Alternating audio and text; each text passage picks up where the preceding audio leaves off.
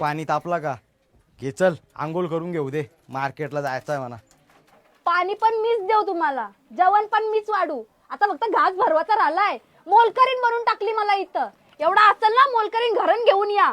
एक गोष्ट मागते तुमची इथं, गाडी मागताय, ती पण तुम्हाला घेता नाहीये. गप गप गप, शांतपणा करते.